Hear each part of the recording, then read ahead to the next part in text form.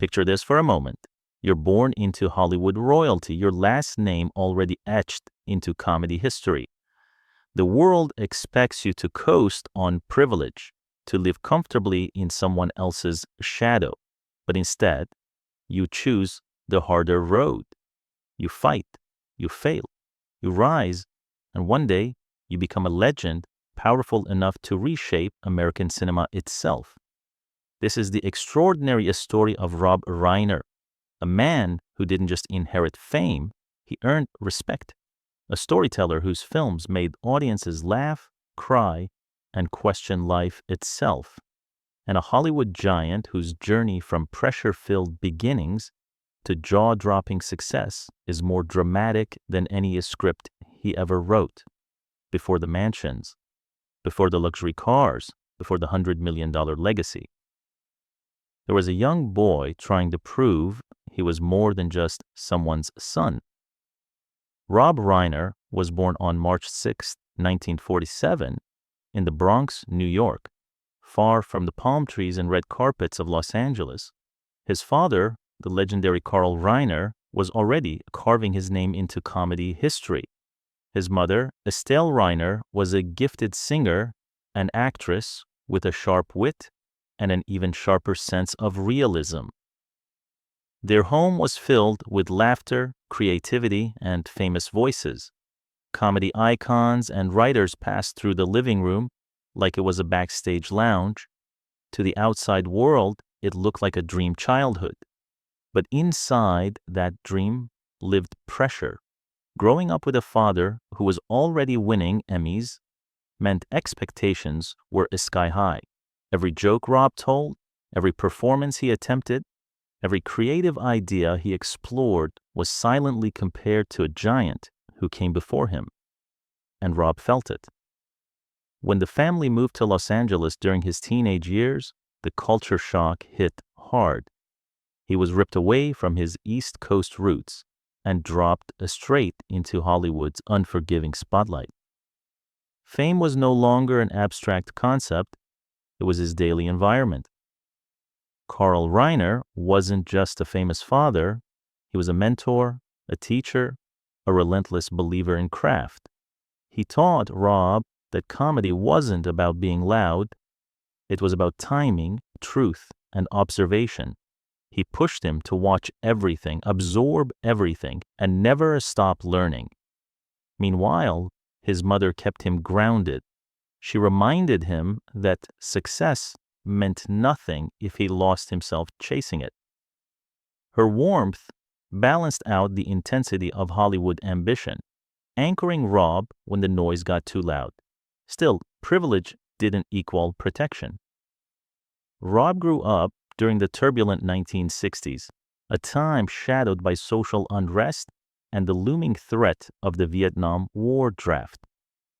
While studying at UCLA, he carried the same anxiety as millions of young men, the constant reminder that life could change overnight. And then came rejection, auditions that went nowhere, whispers that he was only there because of his last name, critics who dismissed his early writing as too much like his father's. Those words cut deep. Trying to break into improv comedy, Rob often found himself overshadowed by louder personalities.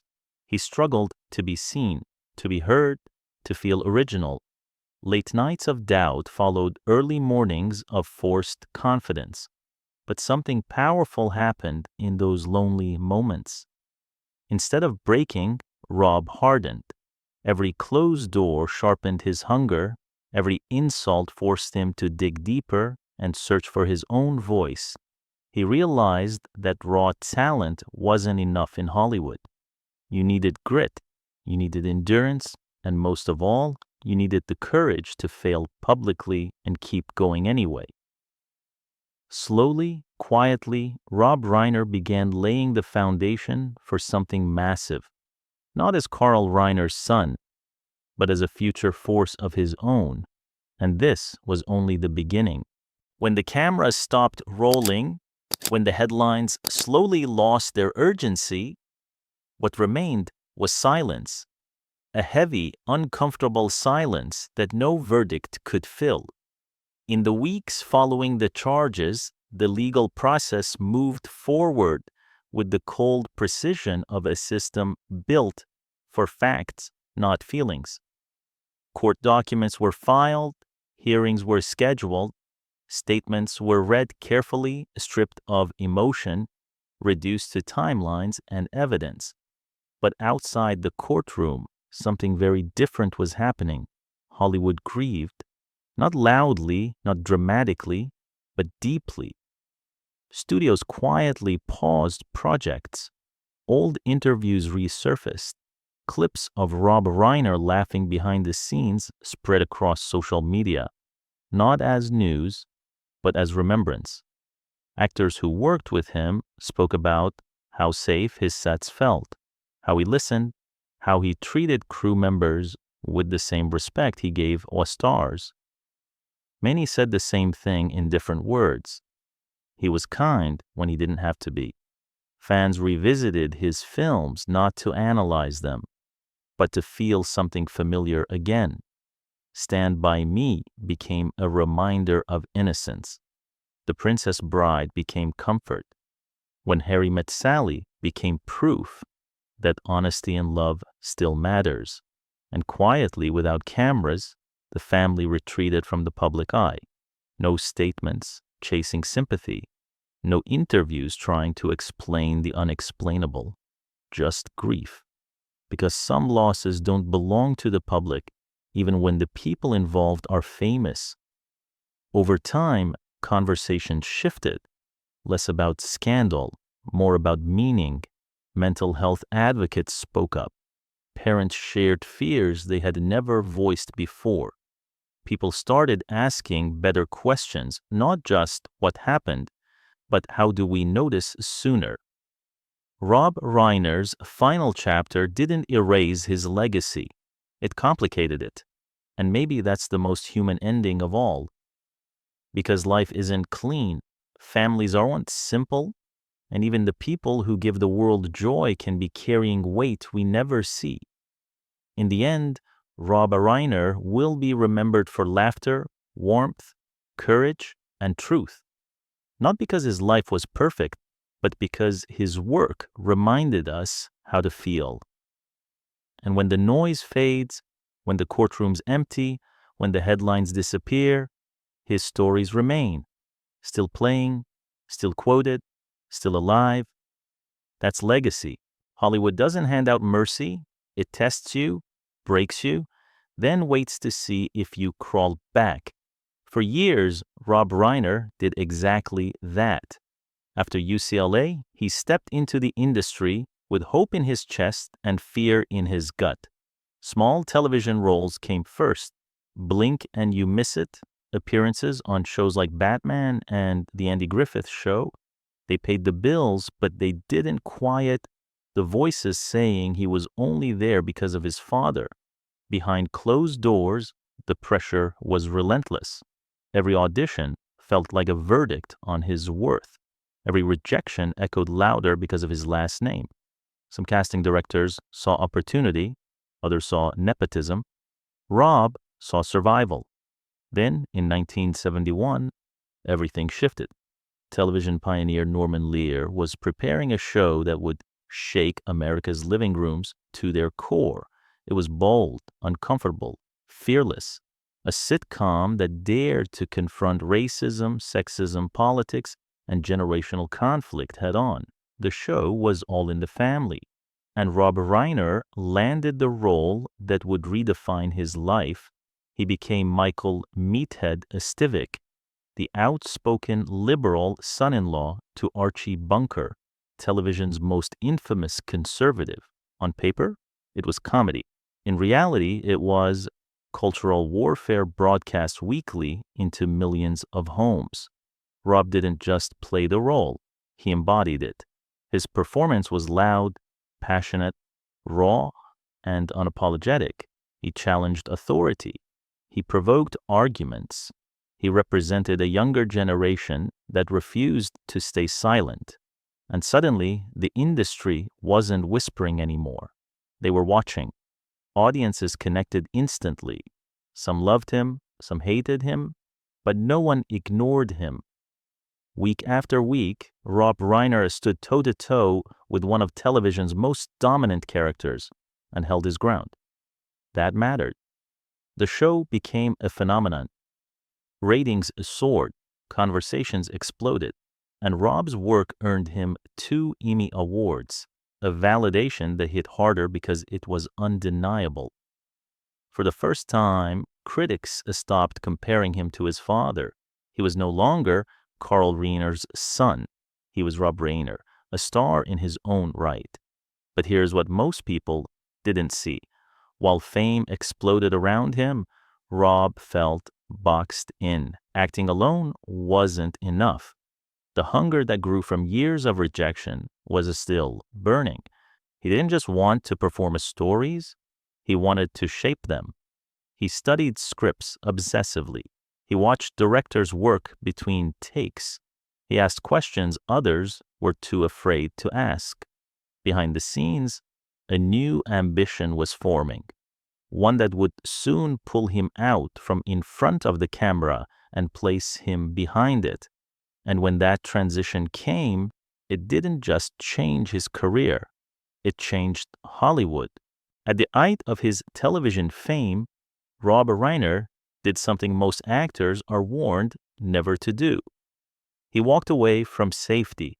While All in the Family was still echoing through American households, Rob felt an uncomfortable truth settling in. Acting had given him recognition, but not fulfillment. He didn't want to wait for roles. He wanted control. He wanted to build worlds, not just exist inside them. So he took a leap that terrified everyone around him. Rob Reiner stepped behind the camera. In the early 1980s, that move looked reckless. Hollywood saw him as a sitcom star, a familiar face, a proven performer, but directing? That was a different battlefield, one filled with egos, budgets, and brutal judgment. If he failed, the industry wouldn't be forgiving. His first major test came in 1984. The project was strange, risky, almost absurd, a low-budget mockumentary about a fictional British rock band that took itself way too seriously. No clear script, heavy improvisation, no guarantee audiences would get the joke. The film was This Is Spinal Tap. Studio executives were nervous, critics were skeptical. Friends warned him not to attach his name to something so unconventional. But Rob trusted his instincts, the same instincts forged during years of rejection and doubt. And then something unexpected happened.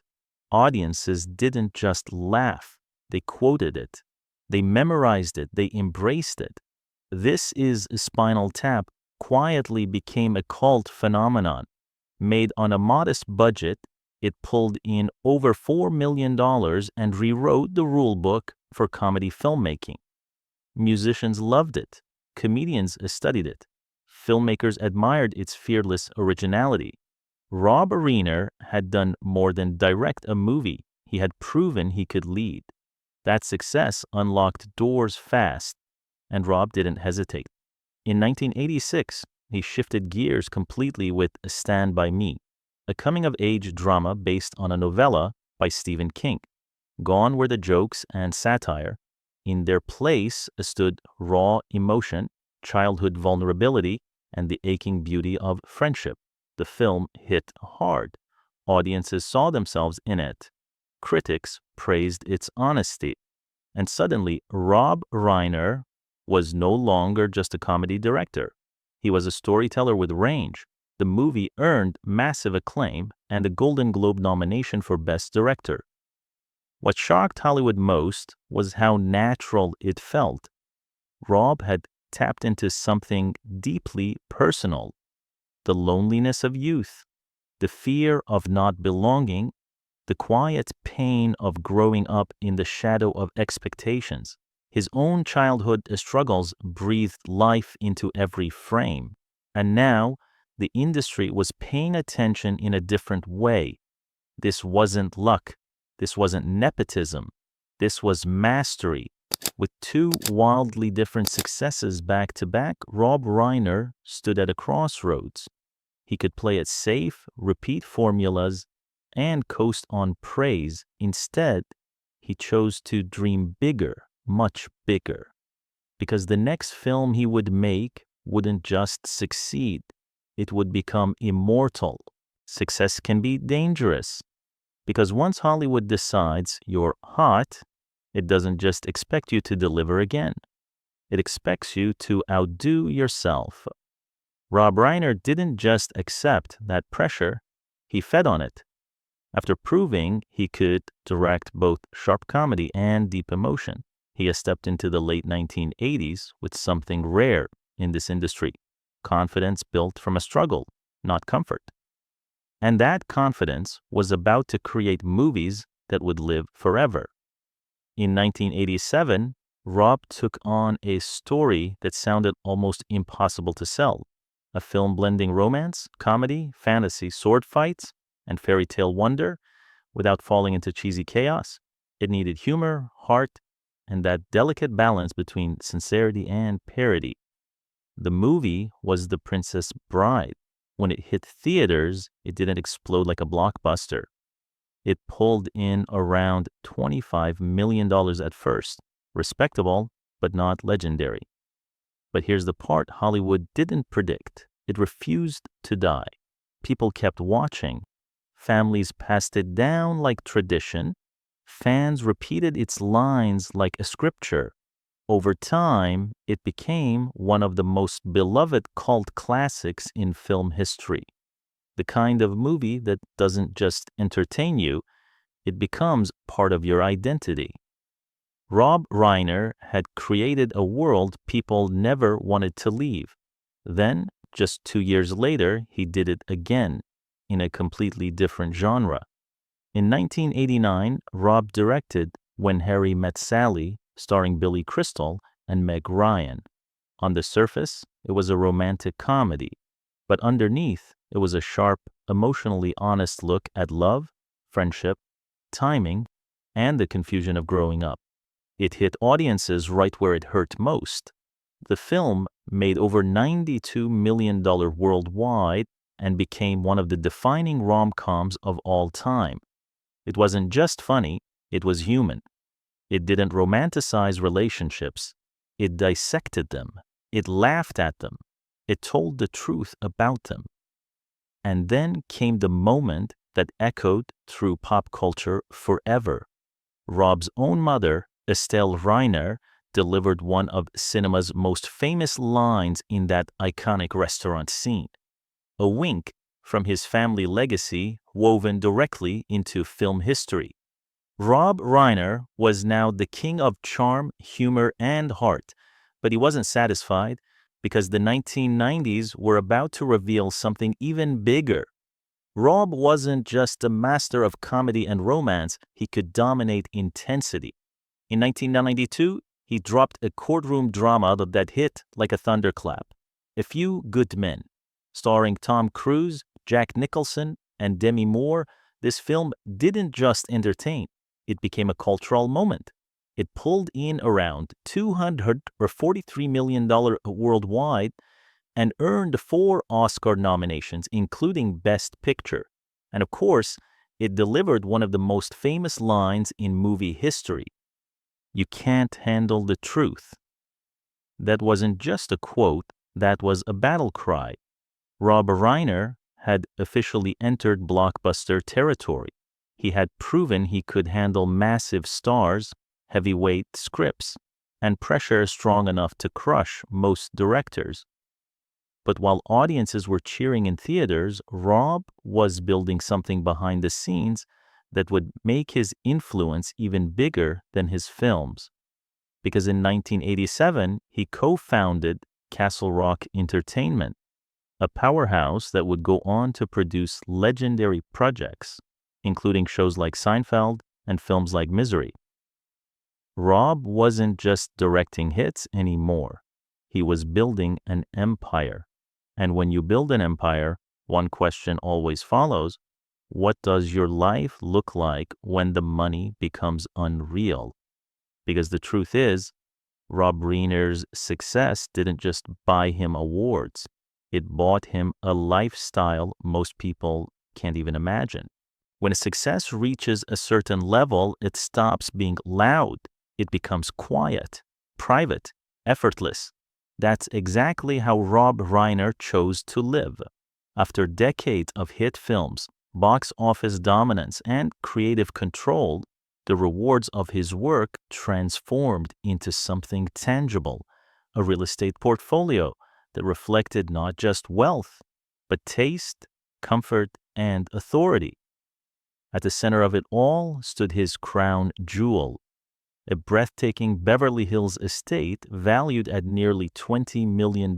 This wasn't just a house, it was a statement. Hidden behind gates in one of the most exclusive neighborhoods in the world, the property blended classic elegance with modern refinement. Towering doors opened into a sweeping foyer that instantly set the tone: space, light, and quiet confidence. The living areas were expansive yet inviting, designed to host intimate family moments just as easily as elite Hollywood gatherings. At the heart of the home sat a chef's dream kitchen, outfitted with top-tier appliances, multiple ovens, and a massive center island that made even casual meals feel like events.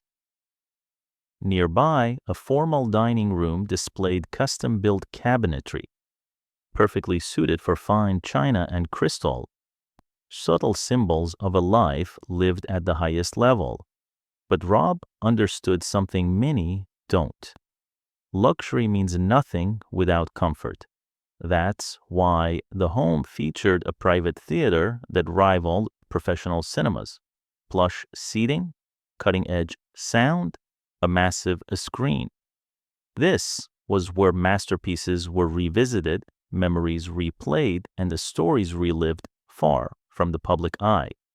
A fully equipped home gym allowed him to stay disciplined without stepping outside his gates. And when the day finally slowed down, the primary suite became a sanctuary, complete with a private sitting area and a spa-inspired bathroom designed to melt away decades of pressure. Even the guest rooms carried that same level of care. Each had its own bathroom, generous space, and thoughtful design, offering visitors a taste of first-class comfort without excess. But the details didn't stop there. Hidden beneath the elegance was a temperature-controlled wine cellar capable of holding hundreds of bottles. It wasn't about showing off, it was about appreciation for time, patience, and refinement. Nearby, a sleek home office gave Rob a space to think, write, and reflect in total focus. Step outside, and the atmosphere shifted.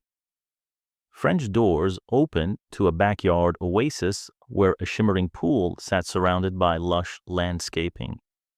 It was the kind of place made for late-night conversations, quiet mornings, and moments of peace most people never get to experience. And yet, this was only one chapter of his lifestyle, because when the city noise grew tiring, Rob had another escape waiting. Along the Malibu coastline stood his oceanfront haven, a $17 million retreat where the rhythm of waves replaced the pace of Hollywood. Floor-to-ceiling windows flooded the home with natural light, blurring the line between indoors and the endless Pacific horizon. Here, life slowed down. Open living spaces flowed effortlessly into ocean views. A professional-grade kitchen balanced function with warmth. A media room delivered private premieres with surround sound perfection. And the Infinity Edge pool appeared to melt straight into the sea itself. This wasn't extravagance for attention. It was luxury for peace. And when the privacy mattered most, there was still another refuge. A serene Brentwood retreat, quieter and more intimate, designed for warmth rather than spectacle. It offered open-plan living, cozy family spaces, spa-like bedrooms, and a calm energy that proved even Hollywood royalty needs somewhere to exhale. Together, these homes weren't just assets. They were chapters of a life built on discipline, creativity, and control. But there was one more side to Rob Reiner's success that revealed his personality even more clearly. Not his houses, not his awards, but what he chose to drive. Rob Reiner's luxury wasn't loud in the way people expect. He didn't collect cars just to flex horsepower or chase attention. For him, every vehicle was a symbol, a trophy you could drive, a memory on wheels. Because when you've lived through decades of pressure, doubt, and reinvention, the things you buy start to mean more than money. They start to represent survival. And Rob's garage, it looked like a timeline of his victories. At the top of the list sat the crown jewel, a Rolls-Royce Phantom, valued at around $500,000. This wasn't just a luxury car, it was a moving monument to success. Smooth, silent, and impossibly refined, the Phantom carried the kind of presence that didn't need to shout.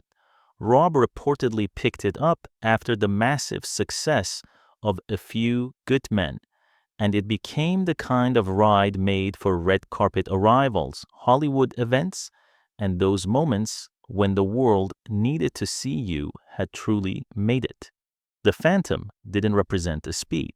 It represented a status, that calm, unstoppable authority, the same energy he carried when directing stars like Tom Cruise and Jack Nicholson without blinking. Then came a completely different chapter, a contrast so bold it felt like a confession. A Ferrari 488 valued at around $300,000. If the Rolls was about prestige, the Ferrari was about freedom. Sleek, loud, and built for adrenaline, this Italian beast was the weekend escape machine, the kind of car you take down the Pacific Coast Highway just to feel alive again.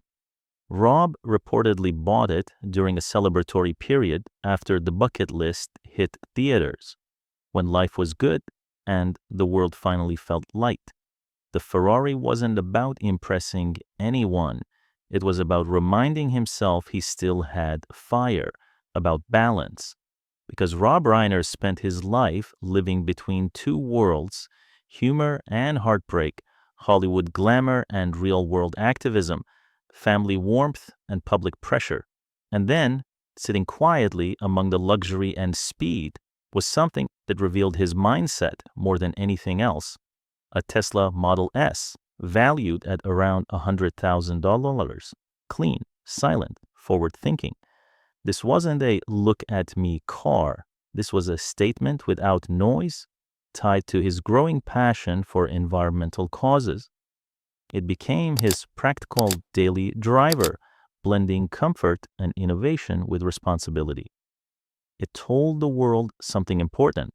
Rob wasn't just living in the past glory of Hollywood. He was thinking about the future. Together, these three rides were estimated at nearly $900,000 in total value. But what mattered wasn't the price. It was the symbolism. The Rolls, victory. The Ferrari, freedom. The Tesla, purpose.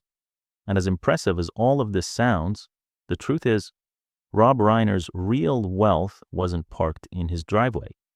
It lived in something far more fragile, family. Because behind the mansions and the fame, there were relationships that held him steady and storms that tested that foundation in ways most people never saw. For all the mansions, awards, and legendary films, Rob Reiner's life was never just about Hollywood. His real world, the one that mattered most, lived behind closed doors, in family dinners, in private arguments, in late-night worries no camera ever captured. And at the center of that world was love. Rob found that balance with Michelle Singer, a photographer he met while working on when Harry met Sally in the late 1980s. The kind of meeting that doesn't feel dramatic at first, until you look back and realize it changed everything. They connected fast, not because of fame, but because of energy, creativity, and a shared understanding that life, no matter how glamorous, still hits hard. They married in 1989 in a ceremony that was intimate and private, far from the chaos of Hollywood headlines. And for decades, their relationship carried a reputation that almost felt rare in entertainment. Stable, loyal, real. Together, they built a family. They welcomed 3 children, Jake, Nick, and Romy. And Rob also had a daughter, Tracy, from his earlier marriage to Penny Marshall, keeping that blended family bond steady with respect and care. To the public, it looked like Rob had it all, but families don't become strong because life is easy. They become strong because life tests them. Rob loved being a father, and people close to him often described him as warm, involved, and deeply proud of his kids. Those weren't Hollywood children living off a famous last name. They were individuals trying to find their own path, just like Rob once did. But then the story turns darker, because one of the most painful truths in life is this: a famous last name can feel like a blessing to outsiders and a crushing weight to the people who carry it. Over time, reports began surfacing about Nick facing serious personal struggles, the kind that doesn't just affect one person, it shakes the entire household. The kind of battle that turns everyday life into something tense and unpredictable. And when a family loves someone in that situation, it becomes complicated in the most heartbreaking way. You want to protect them, you want to help them, but you also fear what tomorrow might bring. Rob and Michelle were known for keeping family matters private, handling pain with dignity instead of a spectacle. They didn't chase attention. They didn't turn a struggle into a performance. But even when the family stayed quiet, the pressure didn't vanish. Because Rob Reiner wasn't only a filmmaker, he was also outspoken, politically active, and unafraid to take heat for his beliefs. That sometimes invited backlash, angry voices, harsh attacks from people who disagreed with him. Yet Rob often responded with a calm that felt almost unbelievable. He pushed the idea that disagreement shouldn't destroy humanity. That conversation mattered more than cruelty. That people could argue fiercely and still treat each other with decency. And maybe that's what made him so respected, because it wasn't just what he created, it was how he carried himself. He poured that same compassion into activism and humanitarian work, using his platform to support causes he believed could make life better for others. In many ways, his public image wasn't built only on success, it was built on purpose. And that's what makes the next chapter so devastating, because just when it seemed like the story had reached a peaceful season, everything collapsed into a nightmare. A final chapter that shocked Hollywood, broke hearts worldwide, and left people asking one terrifying question: how could this happen inside a family that looked so strong? It's hard to describe what it feels like when a story you've been calling legendary suddenly turns into a nightmare. Because for years, Rob Reiner's life looked like the rare Hollywood fairy tale that actually lasted. A long marriage, a powerful career, a family that, from the outside, seemed held together by love and loyalty. And then, on December 14th, 2025, everything shattered. It started the way tragedies often do, quietly, a growing worry, unanswered calls, that creeping feeling is something isn't right. Family members concerned and unable to reach Rob and Michelle requested a welfare check at their Brentwood home.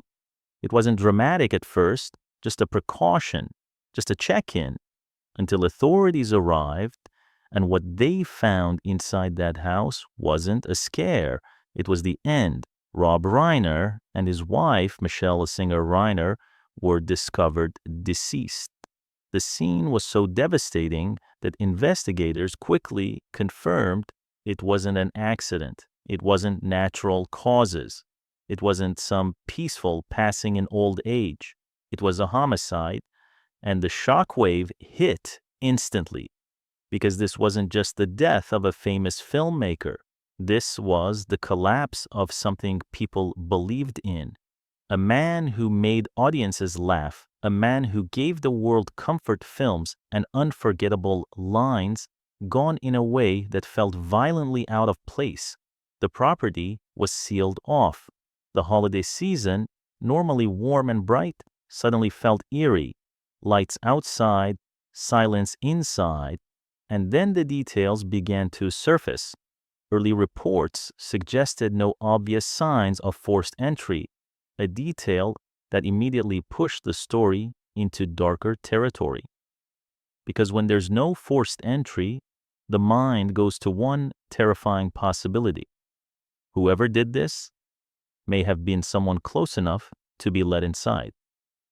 Investigators moved fast. The Los Angeles Police Department's Robbery Homicide Division took control, combing through the scene with the precision of people who knew exactly what this case would become. High profile, emotionally explosive, and painful beyond words. Before long, attention turned to someone the public didn't want to look at, but couldn't stop looking at. Their son, Nick. Reports pointed to Nick having faced personal struggles and instability, and according to sources close to the situation, he had recently been back in the family home, a detail that made the entire story feel even heavier, because now it wasn't just a murder investigation.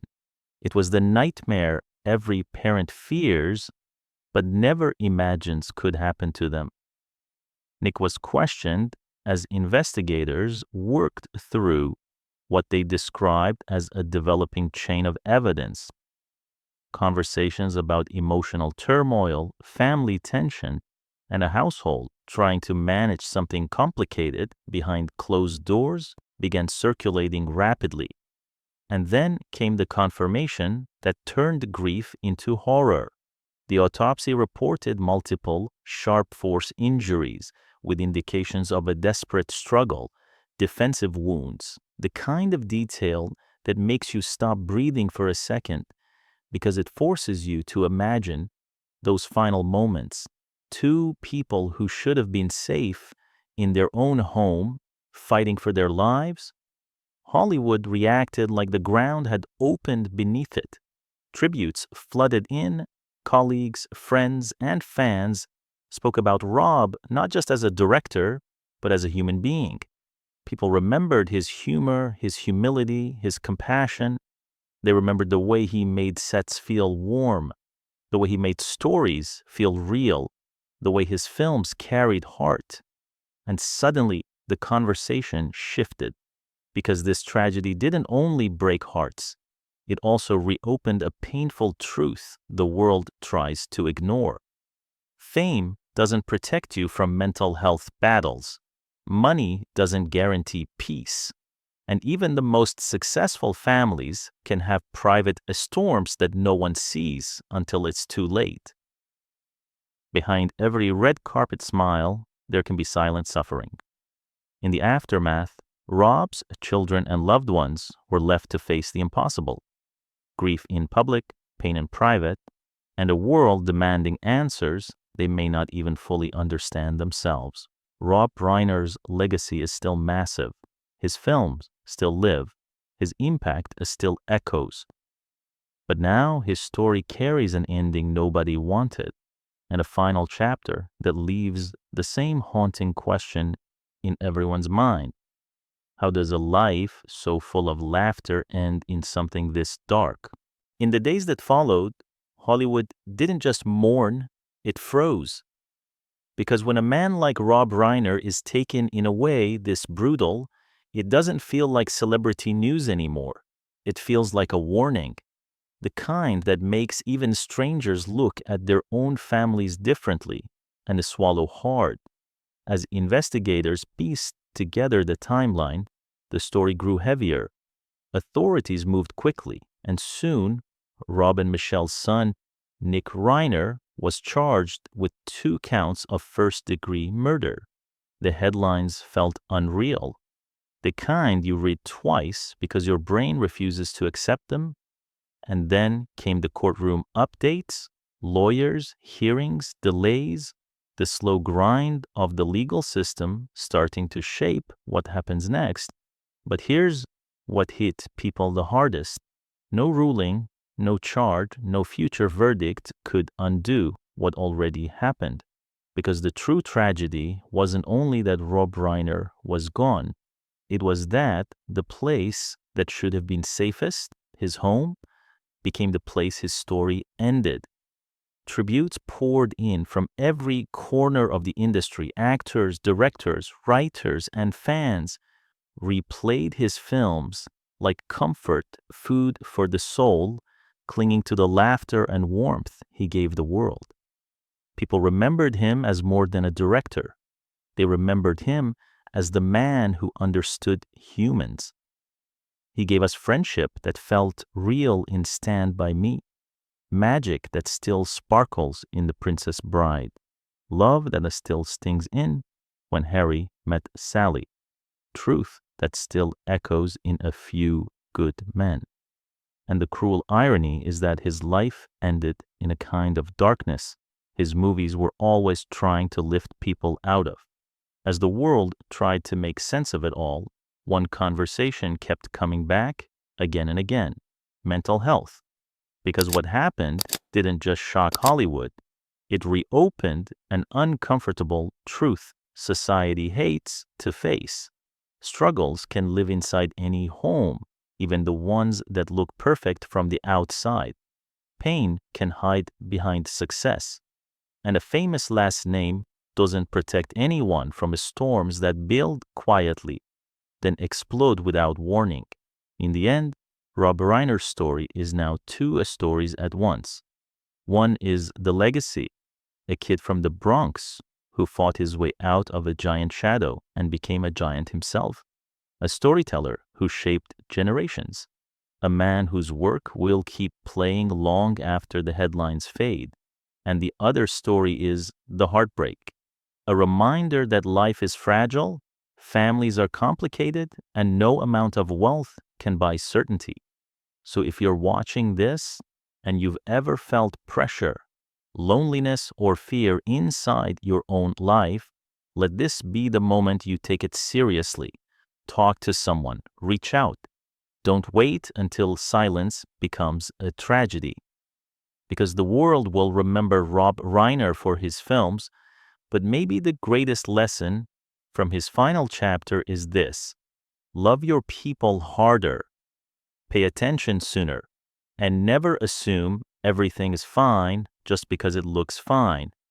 If this story moved you, hit like, subscribe for more untold Hollywood stories, and comment below. Which Rob Reiner movie meant the most to you, and why?